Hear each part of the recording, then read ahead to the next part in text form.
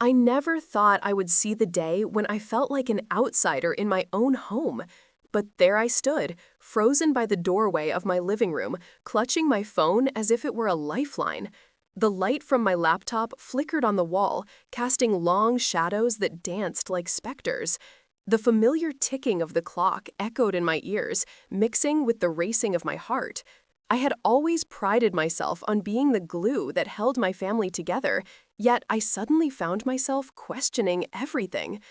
Every Tuesday at 2 o'clock sharp, my neighbor, Mrs. Caldwell, would knock on my door, her face painted with concern. "Emily, dear, you really should be more careful," she warned, her voice trembling.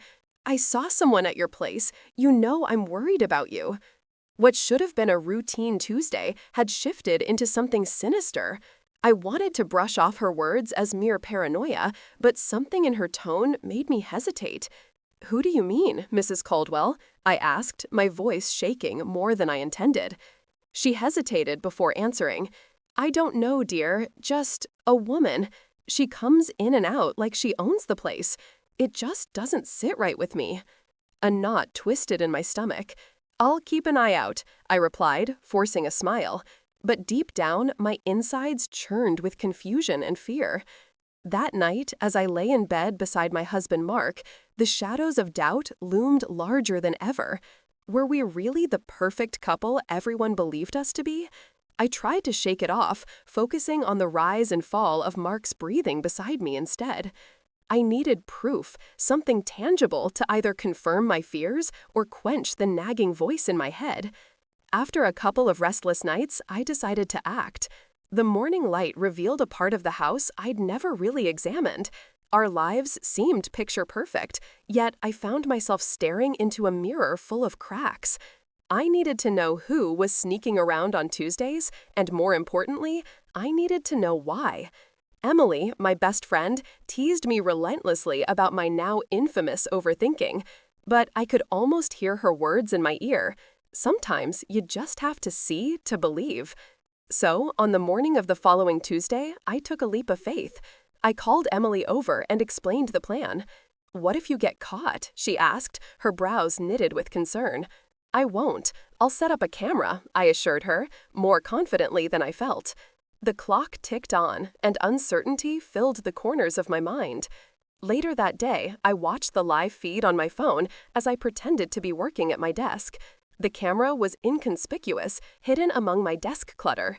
2 o'clock came, and my heart raced. There she was, Lauren, my sister-in-law. I had known she was close with Mark, but never had I imagined that her visits would take on such a shadowy quality. She slipped into my house as if she belonged there, and my breath caught in my throat. "Lauren," I whispered to myself, hardly able to believe my eyes. As I continued to watch, I felt an icy pang of betrayal when I saw her pull an envelope from her bag and tuck it into the corner of the closet. I couldn't see the contents, but my imagination painted a vivid picture of what could be inside. My heart sank. "Emily, you have to see this," I whispered when I found my friend in the living room. I showed her the footage, my hands shaking. "I can't believe it. Are you sure she's not just visiting?" Emily questioned, but her eyes were wide and tremulous. "Visiting? Why would she put something in my closet?" I countered. The betrayal felt like a weight on my chest, suffocating and overwhelming. I had never thought of Lauren as a threat, but now she seemed to represent everything I feared: loss of trust, loss of love. That evening, I couldn't shake the feeling of unease as I laid beside Mark. I turned towards him, my voice steady but quiet. "Did you get a chance to talk to Lauren today?" He shifted slightly, glancing toward the window. "Not really. Why?" "I saw her at the house," I said, watching for a reaction. Mark frowned, surprise flickering in his eyes. "She just likes to drop by." I wasn't convinced. Something in his tone felt rehearsed. As days passed, I took to observing the patterns between Mark and Lauren, collecting the pieces of what felt like a cruel jigsaw puzzle. I listened carefully to their conversations and noted their frequency of texts, each one a twist of the knife in my heart. Then one afternoon, an email from Mark caught my eye. It was meant for Lauren, and I read it with mounting dread. The words confirmed my worst fears, an entangled web of emotional deceit. "I can't keep this up much longer," it read. My stomach dropped as I realized how deep the betrayal ran. I had to act. I needed control in this chaotic spiral, and I knew what I had to do. With a newfound determination, I decided to change the locks on the house and fortify my defenses, drawing a line in the sand between ignorance and awareness. The days ahead would be difficult, but I wasn't going to back down. It was time to confront the truth and reclaim what was mine. As I sat on the edge of my bed, my mind was racing. How could Lauren, my sister-in-law, betray me like this? I stared at the hidden camera footage on my laptop, watching her slip into my house as if she owned the place. The way she moved, so comfortably, sent a shiver down my spine. I felt violated, as if my home had become a theater for a play I wasn't even invited to. The image of her placing that mysterious envelope into my closet haunted me. What could it possibly contain? My gut churned with suspicion. I hurried to my closet. The envelope lay there like a ticking bomb. Should I open it? The fear of what I might find stopped me cold. I took a deep breath and decided I needed a plan. I couldn't let them manipulate me any longer. I was determined to gather solid evidence. The more I knew about their interactions, the better positioned I would be to confront them. Over the next few days, I became a silent observer, watching every move Mark and Lauren made. I noticed how they exchanged glances during family dinners, how their laughter seemed too easy, too familiar.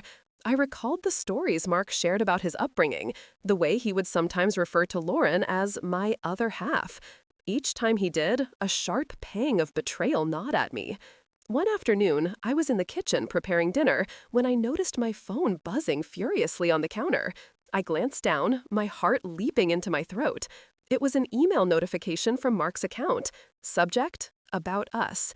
I hesitated at first, almost cringing at the thought of invading his privacy. But that deep-seated feeling of fear and anger pushed me to open it. What I found sent me reeling. "Lauren, we can't keep doing this. Emily has no idea. She's so sweet, but she wouldn't understand. I can't stand lying to her, but I need you in my life. Let's meet at our spot to talk." I could barely process the words. How had I been so blind? Their connection was more than I had suspected. Tears stung my eyes as I realized this wasn't just an affair. It was an emotional trap woven right under my nose. Sitting down heavily at the kitchen table, I felt a wave of determination wash over me. I had to protect myself.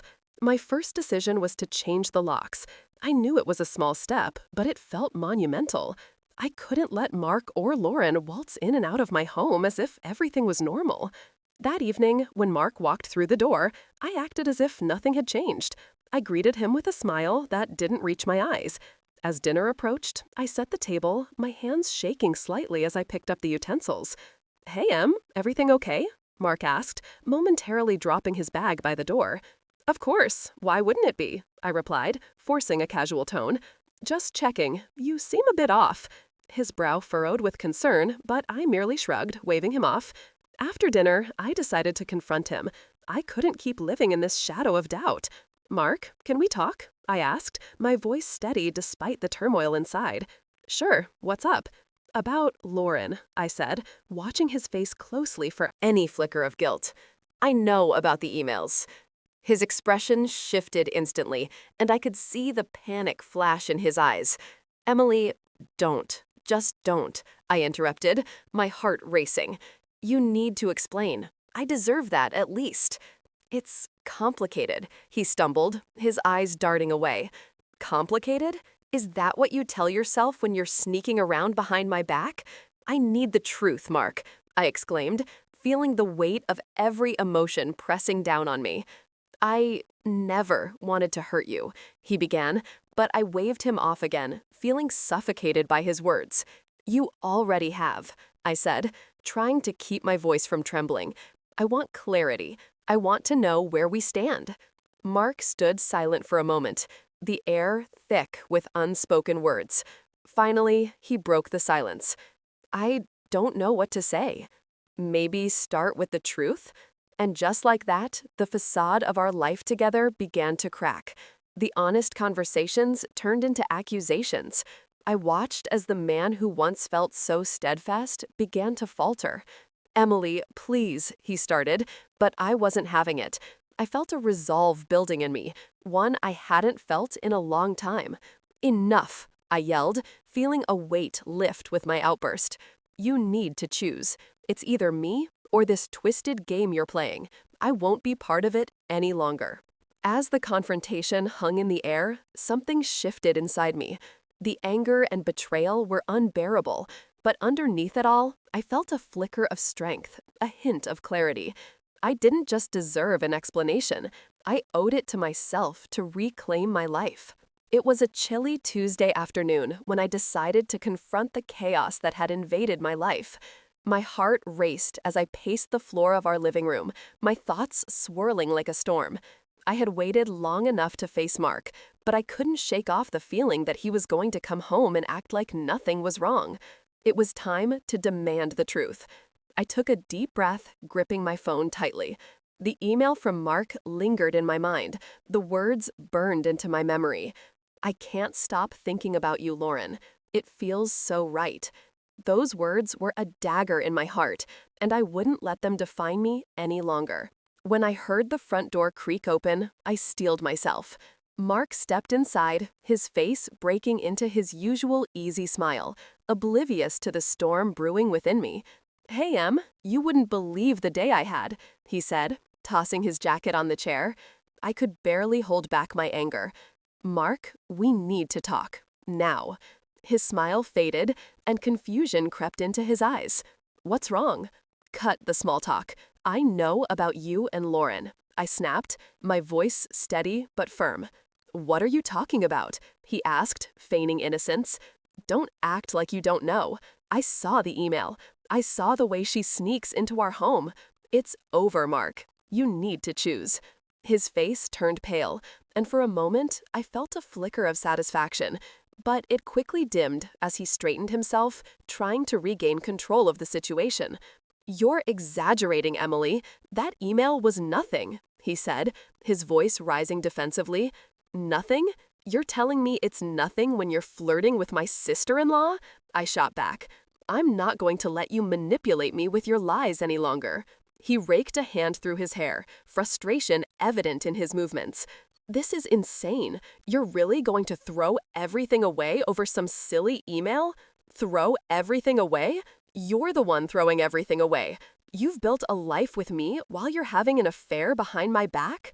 The words spilled out of me like a dam breaking, each accusation releasing the hurt I had buried deep inside. We stood there, the tension thick in the air. Mark's eyes flickered with a mix of guilt and defiance. But he finally spoke.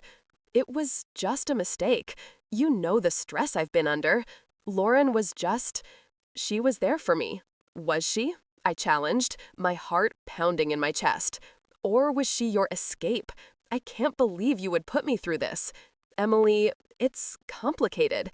I didn't mean for it to go this far," he stuttered, his bravado wavering. "Complicated? You think that excuses betrayal?"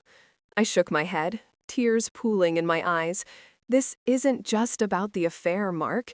It's about the trust you've shattered. The family we built. Was it all a lie?" His silence spoke volumes, and I felt the final pieces of my heart sink into despair. I took a step back, distancing myself from the man I once thought I knew completely. "I want you to leave.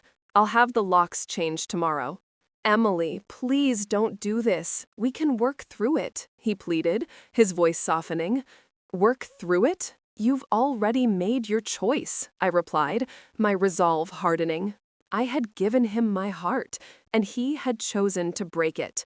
I could no longer be the woman who stood by while he played with my emotions. As the silence settled in again, the weight of the moment pressed down on us. "You're throwing away everything. What? A fantasy?" Mark's voice rose again, full of desperation. "Maybe the fantasy is what you wanted all along, Mark. I'm not going to be your backup plan," I replied, my voice strong, despite the tears threatening to spill. I turned to leave the room, needing the space to think, to breathe. But as I walked away, I heard him call after me, "Emily, please." "Don't," I said, stopping dead in my tracks. "Don't try to manipulate me one last time. You've lost your chance." With that, I left him standing in the living room, staring into the space between us that had once felt so full of love and trust. Now, it was only filled with betrayal. I knew I had to take my power back, not just for me, but for every woman who felt trapped in a similar situation. I would rise from the ashes of this betrayal, and I would make sure Lauren and Mark understood the strength of a woman wronged. As I stood in the living room, the tension hanging in the air felt almost tangible. The sun cast long shadows across the floor, making the space seem both familiar and foreign at the same time. My heart raced as I replayed Mark's words in my head. The betrayal stung deeper than I had ever anticipated. I took a deep breath, forcing myself to focus. I had to regain control, not just for me, but for the woman I used to be. The following morning, I decided to gather evidence, to take action. I pulled out a notebook and began jotting down everything I had observed about Mark and Lauren's interactions over the past few months. It was a simple exercise, but it helped me channel my anger into something productive. I could analyze their habits, their routines. Maybe if I looked closely enough, I would understand how it all fell apart. I noticed that Mark had been spending more time at the gym than usual, which wasn't a huge red flag, but paired with all the late nights and unexplained absences, it began to paint a clearer picture. Each time he left, I felt a twinge of anxiety twist in my stomach. I could imagine him exchanging longing glances with Lauren, their laughter echoing behind closed doors. It felt like a betrayal multifaceted in its cruelty. That evening, after another run to the grocery store, I returned home to find Mark sitting at the kitchen table, his head bent over his phone. I watched him for a moment, the way his brow furrowed in concentration. There was a time when I found that look endearing. Now, it felt like a mask hiding the truth. "Hey," I said, trying to keep my tone neutral. "What do you want for dinner?" He looked up, momentarily surprised. I don't know. Something quick, I guess." I watched his fingers glide across the screen of his phone, and a sudden thought struck me. What if I could use that phone to find out more?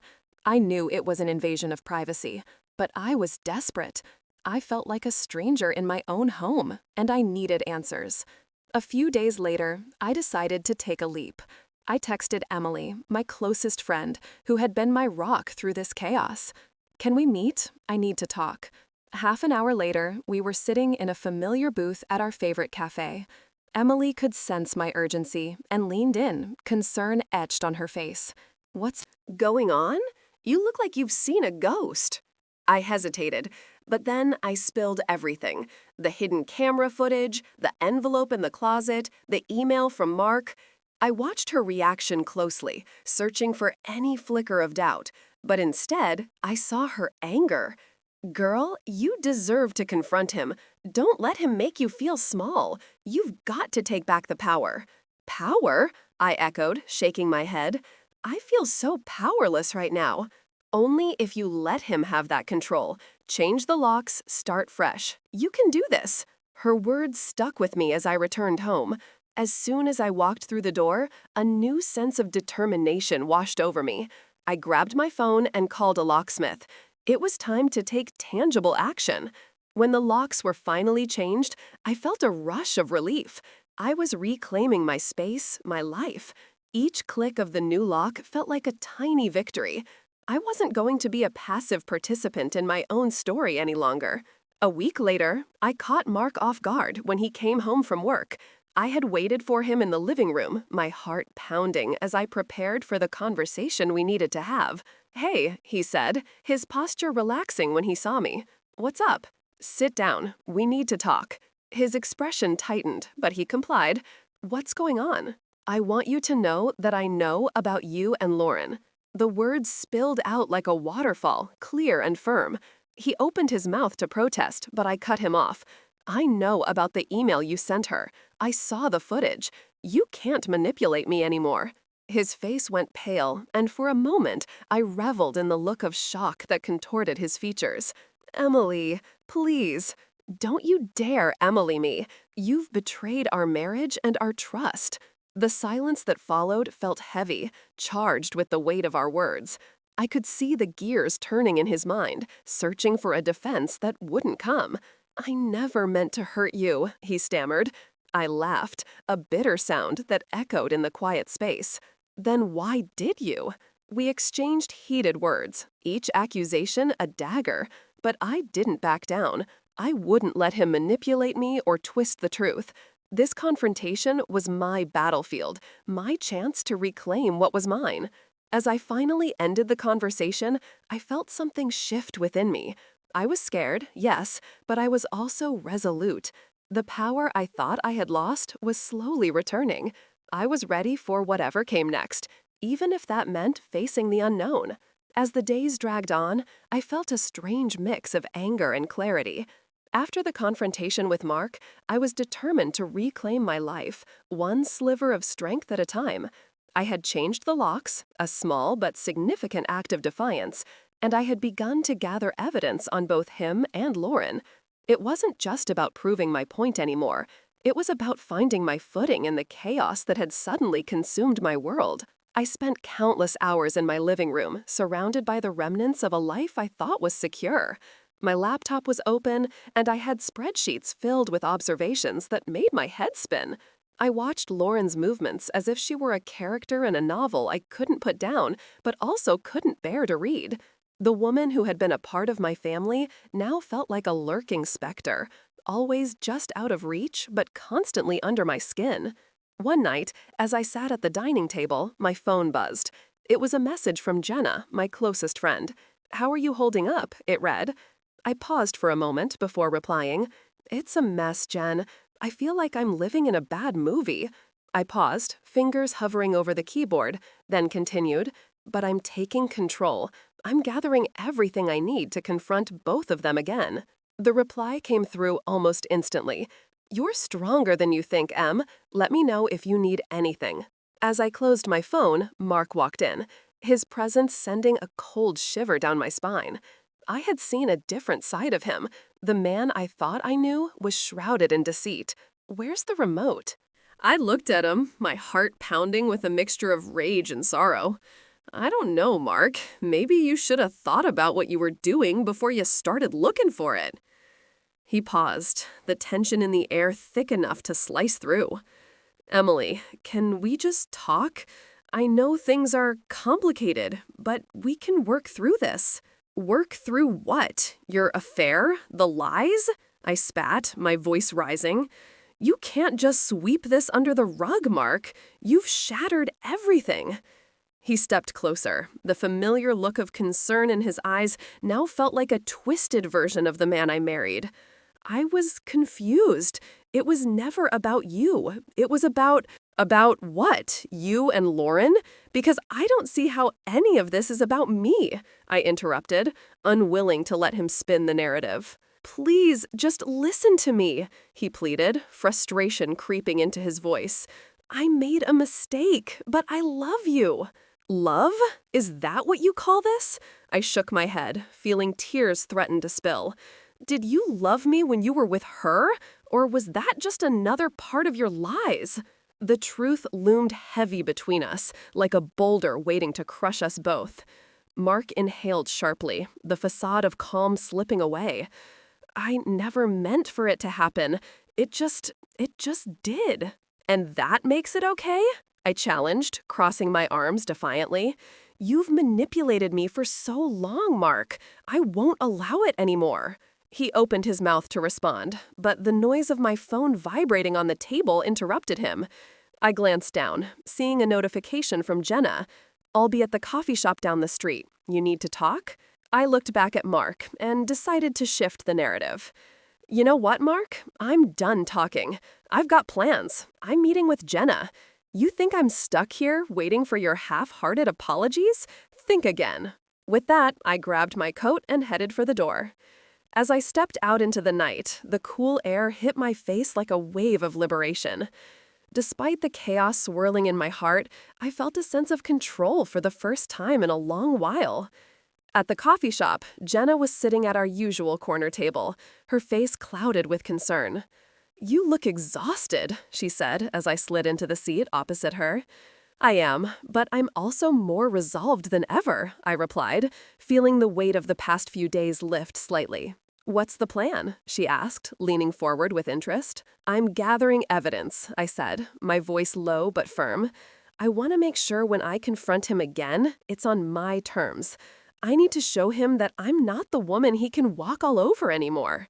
Jenna nodded, her expression a mix of admiration and support. "That's the spirit, Em. You deserve to be treated better." We talked over coffee and pastries, her words knitting together the frayed edges of my heart. I realized then that I didn't just want to confront Mark. I wanted to stand tall, not just for myself, but for all the women who had been worn down by their partners. I wanted to reclaim my story. As I left the shop, I felt stronger. The path ahead was rocky, and I knew the final confrontation with Mark and Lauren loomed. But I was ready. I had my evidence, my resolve, and most importantly, I had my voice. I wouldn't let anyone strip that away from me again.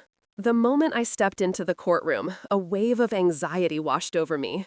Surrounded by polished wood and hushed murmurs, I felt small, but I wouldn't let that overwhelm me.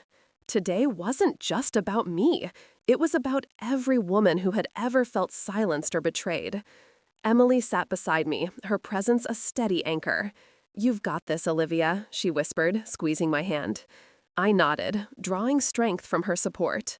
I had written down every detail, every piece of evidence, and now it was time to share my story.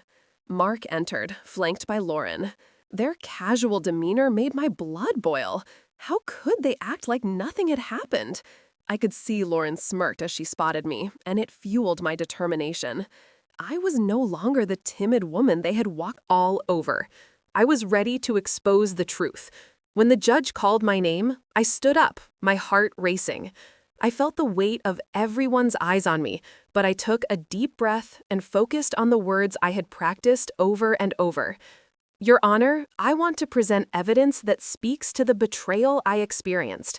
I started with the emails I had collected, the ones that revealed the hidden relationship between Mark and Lauren. As I read them aloud, I could see Mark squirm, his confident facade cracking. "This email from Mark," I explained, pointing to the projected screen, "shows him planning to meet Lauren while telling me he was working late. He manipulated me while leading a double life." The room was silent, the impact of my words settling over everyone like a heavy fog. I glanced at Emily, who nodded in encouragement. "I have more," I continued, my voice steadying. "This message was sent just days before I found out the truth. It's clear he had no intention of stopping." Mark's expression shifted from annoyance to panic. "Olivia, that's taken out of context," he shouted, his voice rising. "You know how hard it was for me." Before I could respond, Lauren stepped forward, trying to regain control of the narrative. "Olivia, you're just trying to play the victim here," she said, her tone condescending. "You've always been jealous of our connection." "Jealous?" I shot back, my voice sharp. "You think I'm jealous? I'm standing here because you two thought I wouldn't find out. This isn't about jealousy. It's about betrayal." The tension in the room grew, and I could feel the judge's gaze keen on us. "Let's keep this civil," he warned, but I could hardly hear him over the pounding of my heart. With every word I spoke, I felt the shackles of my past fall away. I was reclaiming my voice. "Mark, you owe me more than this. You owe me honesty. I'm not here to be silenced or to have my pain invalidated." Mark's face blanched. He had underestimated me, and I wasn't going to let him get away with it any longer. "Your Honor," I continued, lifting my chin, "I'm not just fighting for myself. I'm fighting for all the women who have been dismissed, ignored, or made to feel less than. Our stories matter. My story matters." The judge looked thoughtful, and I could feel the shift in the room. Emily gave me an approving nod, and I pressed on. I've spoken to many other women who have faced similar situations, and I will not be a victim anymore. I will turn my pain into power, and I will help others find their voice too. The courtroom felt charged, every breath heavy with anticipation. I could see Mark shifting uncomfortably in his seat, and Lauren's smirk was replaced with an expression of disbelief. I had them on the ropes. After the testimony, as I stepped down from the stand, I felt a surge of exhilaration. I had shared my truth and fought back. Emily enveloped me in a hug, her warmth melting away my fears. You were incredible, Olivia. You spoke from your heart, and it was so powerful. The verdict came days later, but I was ready, no matter what it was. I had already won something much bigger than any ruling. I had found my strength, my voice, and my purpose. Helping other women stand in their truth became my mission. I knew my story could inspire hope, and I would not rest until every woman who felt alone found the courage to claim their power. As I walked out of the courthouse, I took a deep breath, feeling the weight of the past lift. The sun was shining bright, and for the first time in a long time, I felt free. I couldn't change what had happened, but I could shape my future, and I was determined to do just that. The courtroom was colder than I had expected. The stark white walls felt like they were closing in on me, but I stood tall, determined to make my voice heard. Mark and Lauren sat across the room, their expressions unreadable, but I knew they were nervous. It was the moment I had been waiting for, the opportunity to confront the lies and reclaim my life. Jenna sat beside me, her presence a steady reminder that I was not alone. She leaned over and whispered, "You've got this, Em. Just remember why you're here." I nodded, taking a deep breath as the judge entered. With a quick glance at the jury, I felt a rush of adrenaline. This was my chance. As the proceedings began, my attorney presented the evidence we had gathered. The emails, the hidden camera footage, it all laid bare Mark's betrayal and Lauren's involvement. I could see the jury's reactions, their faces shifting from curiosity to disbelief. "Your Honor, if I may," I said, rising to my feet. My voice trembled slightly, but I steadied myself. "I'd like to address the court directly." The judge nodded, permitting me to speak. I took a moment to collect my thoughts and stepped forward.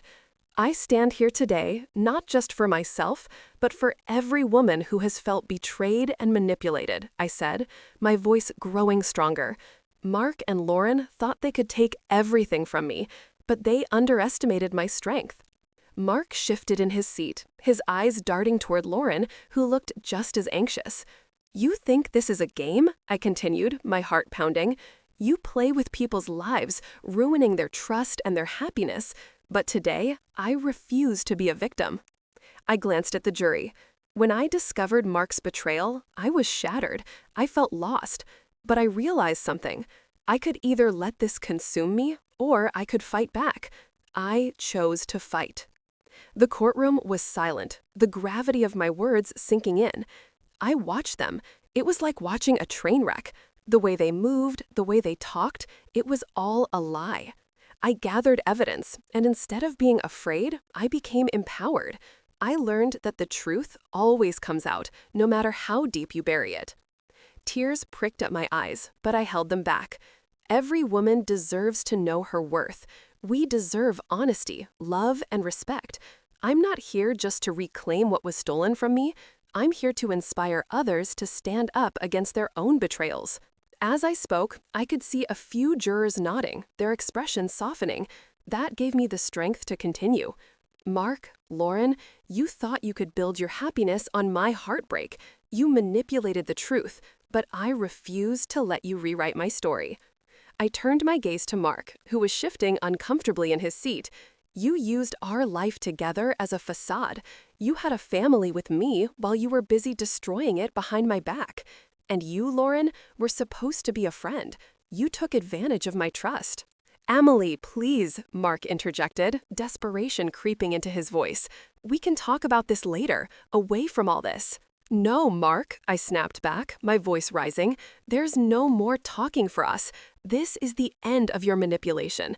You don't get to play the victim. You've hurt me, and now it's time for you to face the consequences of your actions. As I stepped back, the judge began to summarize the case, but I was still buzzing with adrenaline. I had said what I needed to say, and for the first time in a long while, I felt free. After what felt like an eternity, the jury retreated to deliberate. Jenna squeezed my hand, a smile creeping onto her face. You were amazing, Em. I'm so proud of you. Minutes turned into hours as we waited, my heart racing with anticipation. Finally, the jury returned, and the judge instructed them to deliver their verdict. I held my breath, anxiety coursing through me. On the count of emotional manipulation and deceit, we find the defendant, Mark Johnson, guilty. Gasps filled the room. And in the case against Lauren Lawson, we also find her guilty of conspiracy to commit emotional harm. Relief washed over me, mingled with disbelief. I felt Jenna's arms wrap around me, pulling me into a tight embrace. You did it, Em. You really did it. As the judge called for order, I caught a glimpse of Mark and Lauren. Their faces were pale, the weight of their actions finally crashing down on them. I felt a surge of triumph, but more importantly, I felt empowered. In the weeks that followed, I channeled my energy into helping others. I started support groups for women who had faced similar betrayals, sharing my story and listening to theirs. Each encounter was a reminder that I wasn't alone, and neither were they. I had transformed my pain into purpose, finding strength in vulnerability and inspiring others to reclaim their lives, just as I had. The journey wasn't easy, but I was no longer that broken woman hiding in the shadows. I had found my voice, and I was ready to use it.